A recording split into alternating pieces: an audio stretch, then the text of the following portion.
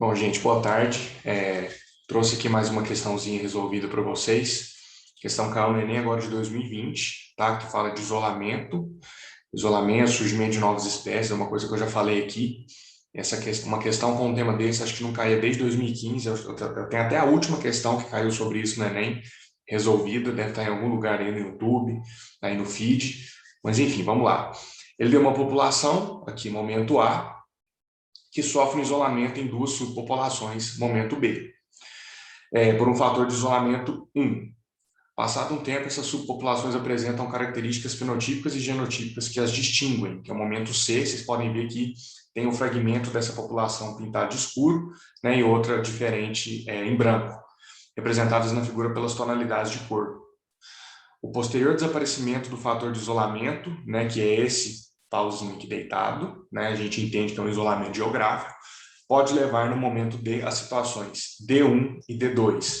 Então aqui a gente tem na situação D1 um fragmento escuro englobado dentro de uma mesma área. Nós temos duas populações, na verdade, duas subpopulações englobadas numa mesma área, e na D2 nós temos aqui, pela mesma tonalidade de cor, infere-se que se trate da mesma população, certo? A representação indica que, no momento D, na situação D1, ocorre um novo fator de isolamento geográfico. Está acontecendo isolamento geográfico aqui em D1? Eu não percebo nenhum. D1 existe uma única população distribuída em gradiente. Uma única população já está errada, porque nós temos duas populações aqui e não estão distribuídas em gradiente, porque é claramente perceptível, né, a mancha escura é menor e a mancha clara maior, né, o que indica aí duas populações distintas. D1 ocorre em duas populações separadas por isolamento reprodutivo. D2 coexistem em duas populações com características fenotípicas distintas. D2 foram preservadas as mesmas características fenotípicas da população original A. Então, aqui a gente vai precisar de uma fundamentaçãozinha teórica, né? Falar um pouco, né, do conceito de isolamento reprodutivo, processo pelo qual membros de duas populações são impedidos parcialmente ou totalmente de se cruzarem ou de gerarem descendentes férteis, sendo esse um dos principais fatores que estabelecem o surgimento de uma nova espécie. O fato de duas espécies não conseguirem cruzar não significa que essas espécies vão se extinguir ao longo do tempo. Existem casos e casos. Nesse caso que a gente está discutindo aqui, vai favorecer o surgimento de uma nova espécie. Diversos mecanismos, então, podem contribuir para o isolamento reprodutivo. Fatores genéticos podem impedir a reprodução ou fazer com que organismos apresentem diferenças morfológicas. Então, aqui a gente leva em consideração muita coisa. A gente vai falar daqui a pouco sobre isolamento pré-zigótico e pós-zigótico. Isso vai ficar bastante claro. Duas populações podem ocupar nichos ecológicos diferentes, impedindo o encontro entre machos e fêmeas, ou que esses organismos se encontrem no período fértil de ambos. Que a gente pode levar em conta também fatores como sazonalidade. Existem espécies que o período reprodutivo é em determinado momento do ano, e espécies que o período reprodutivo é em outro momento do ano. Então, aquilo não bate. Então, são características comportamentais e ecológicas. O isolamento reprodutivo pode surgir ainda como uma consequência de outros eventos de divergência das populações. Um evento de isolamento geográfico, por exemplo, pode mudar o fluxo gênico e, consequentemente, gerar um isolamento geográfico, evento muito comum na formação de novas espécies. Esse é o exemplo que ilustra de maneira mais clara, né? Você tem um isolamento geográfico, uma barreira física que divide essa população em duas subpopulações. Passado-se o tempo, a gente está falando aqui, analisando uma escala temporal um pouco maior, essas duas populações vão adquirindo características diferentes, adquirindo comportamentos diferentes, porque elas estão submetidas a diferentes pressões seletivas. Se uma população foi dividida em duas subpopulações, os fatores climáticos, ecológicos e as pressões seletivas daqui são diferentes daqui. Isso vai se refletir em características morfológicas, coloração, comportamento. Vai ficar mais claro daqui a pouquinho. Surgimento de uma ou mais espécies a partir de uma população ancestral, envolvendo mecanismos de diferenciação genética que impedem a reprodução de duas populações. São os chamados mecanismos pré- ou pós-copulatórios, pós-zigóticos. Pré-copulatório, pós-copulatório. O nome mesmo já diz, é aquilo que vai impedir a cópula de acontecer e aquilo que vai acontecer, aquele fator que vai acontecer depois que a cópula já foi realizada, podendo ocorrer por fatores como isolamento geográfico, redução de fluxo gênico. Então aqui, gente, fica mais claro isso que eu estou falando. Quais são os mecanismos de isolamento reprodutivo pré-zigóticos? Isolamento de habitat, né? Quando você tem uma espécie que vive nesse habitat aqui e outra nesse habitat aqui, fica difícil dessas espécies se cruzarem e gerarem descendentes. Isolamento temporal sazonal, como eu falei agora há pouco, o período reprodutivo de um difere do período reprodutivo de outro. Isolamento etológico ou comportamental, isso, por exemplo, é muito comum em pássaros, né? O pássaro, ele exibe, ele tem uma exuberância vocal, uma exuberância chamativa para justamente atrair as fêmeas e conseguir reproduzir, só que determinadas fêmeas respondem a um tipo específico de canto, de corte, isso é bastante comum. Isolamento mecânico, que é a incompatibilidade, que eu chamo de incompatibilidade genital, né, quando simplesmente não bate o coisinho dele com a coisinha dela. Isolamento gamético. O pós-zigótico é quando já aconteceu. Então, aqui a gente está atribuindo a causas que evitam o surgimento de novas espécies, só que quando a cópula já aconteceu e quando a prole já foi gerada. Então, quando você tem um híbrido inviável com a viabilidade reduzida, né, ele nasce com alguma deformidade, alguma coisa que o deixe mais frágil, que fragilize, né, dentro do seu habitat natural, dentro do seu ecossistema, vai fragilizá-lo, ele vai ter um tempo de sobrevivência menor, ele não vai conseguir perpetuar essa prole, ou porque ele é estéril com fertilidade reduzida. Né? A gente tem clássicos exemplos aí de espécies que têm um grau de parentesco mais aproximado, que geram descendentes inférteis, e isso não vai muito para frente. E a degeneração de F2, né, que é a prole, justamente. Você tem o F1, papai e mamãe, o F2 nasce com algum tipo de degeneração que inviabiliza a perpetuação da prole. Beleza? Ele pode surgir, então, mecanismos de isolamento pré-zigótico. Ele pode surgir por estar geneticamente correlacionado com características ligadas à adaptação ecológica, e aqui eu trouxe dois exemplos para dar uma aprofundada maior nisso, que é o caso da pleiotropia ou o efeito carona, dois exemplos diferentes. Então, a pleiotropia, o mesmo gene influencia em mais de uma característica fenotípica do indivíduo.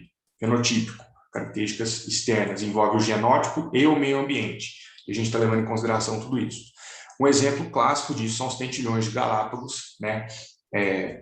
Eu já mencionei aqui em várias vezes que Charles Darwin fez toda aquela excursão ao redor do mundo, conheceu vários lugares, muito do embasamento científico que a gente tem da origem das espécies, do conhecimento de evolução, partiram desses dados observacionais. Um deles foi no arquipélago de Galápagos, né, que ele tinha os tentilhões de Galápagos que possuíam diferentes formas de bicos, né, que evoluíram por seleção natural em resposta aos recursos disponíveis. Então, você tem um bico maior, um bico mais afinado, um bico mais grosso, um bico mais alongado. Cada bico corresponde a um hábito alimentar diferente. Então, nesse caso, o padrão do canto é uma barreira pré-zigótica que evoluiu por estar correlacionada pleiotropicamente com a forma do bico. A forma do bico muda, o padrão do canto também muda. Quando você muda o padrão do canto, você muda o cortejo com relação às fêmeas, certo?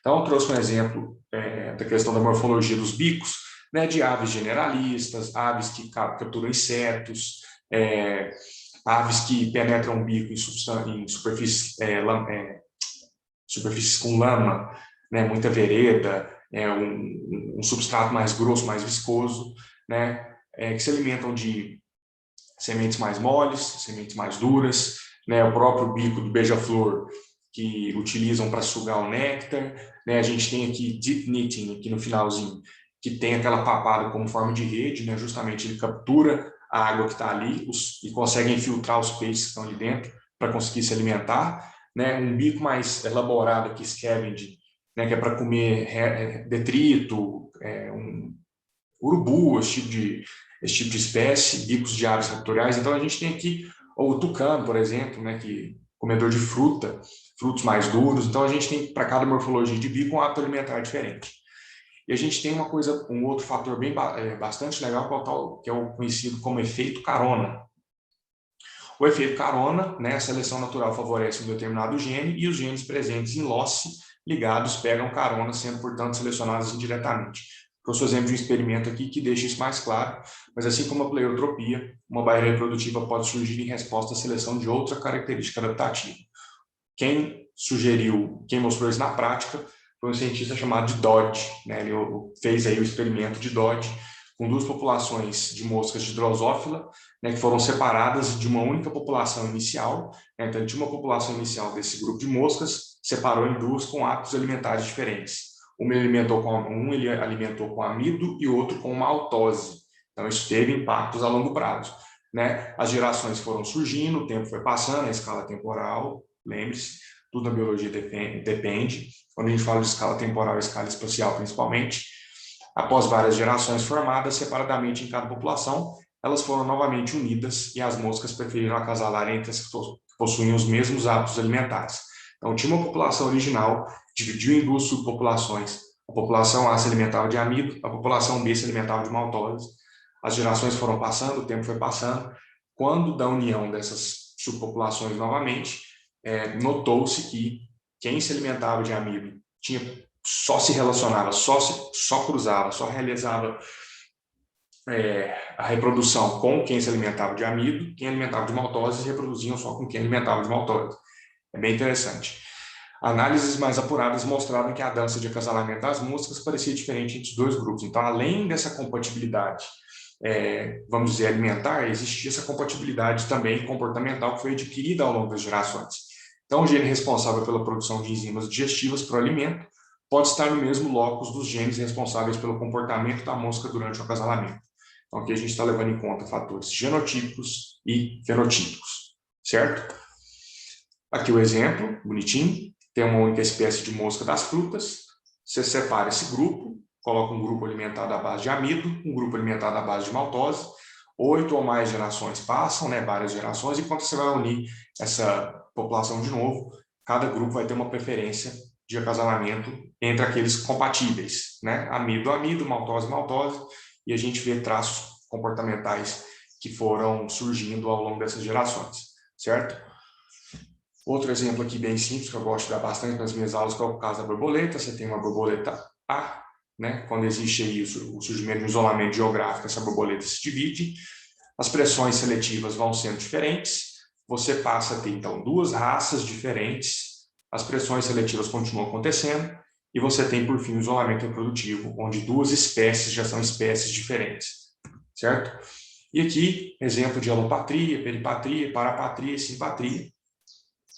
Então, aqui, ó, população original, tanto a primeira etapa quanto a última etapa, né, são idênticas para os 4 tipos de isolamento. Então, você tem uma população original no começo e novas espécies no final. Só que o desenvolvimento, como que isso se ocorre, como que isso se dá, como que isso se desenvolve, difere em cada tipo. Por exemplo, na alopatria, você tem uma barreira geográfica. Essa barreira geográfica isola as espécies, né? Então, você tem um isolamento reprodutivo, esse isolamento reprodutivo evolui e novas espécies distintas se formam, né? E ali você tem o surgimento de novas espécies. Na peripatria, você tem a entrada de um novo habitat, tanto na peripatria quanto na parapatria, você tem a entrada em um novo habitat, né? Essas espécies se isolam dentro desse habitat e assim surgem novas espécies ali mesmo, não existe uma barreira geográfica. Na simpatria, é ainda mais interessante, porque você tem uma mudança genética dentro daquela população. E essa mudança genética dentro da população vai isolando reprodutivamente aquela espécie, né? Quando você vê, você tem 2 novas espécies ali. Então, são mecanismos diferentes que originam novas espécies da mesma forma. Então, voltando para aquela questão, eu já deixei marcado aí de verde a questão, a alternativa certa, na letra C. D1 ocorre em 2 populações separadas por isolamento reprodutivo. É exatamente o que está acontecendo aqui, né? Você tinha, então, uma população A que se dividiu, ocorreu essa barreira geográfica, como a gente pode perceber aqui, né? E ao longo do tempo, essas espécies foram se diferenciando geneticamente, comportamentalmente, ecologicamente, né? Ocorrem então 2 populações separadas por isolamento reprodutivo. A população do fragmento mais escuro e do fragmento mais claro, elas não conseguem reproduzir, beleza? Ocorre então o isolamento reprodutivo. Coloquei esses traços aqui para deixar mais claro que as etapas que acontecem, para você analisar, isso é uma coisa puramente interpretativa, né? Mas as etapas estão acontecendo assim, etapa A, B, C, D. Não é assim. Então fiquem espertos com isso, porque nem tem muito disso. Então é isso, gente. Essa questãozinha caiu, achei bastante interessante trazer aqui para vocês. Vou discutir outras questões também desse Enem, foi um Enem bastante polêmico, mas vou disponibilizar aqui tanto no canal do Instagram quanto no YouTube, beleza?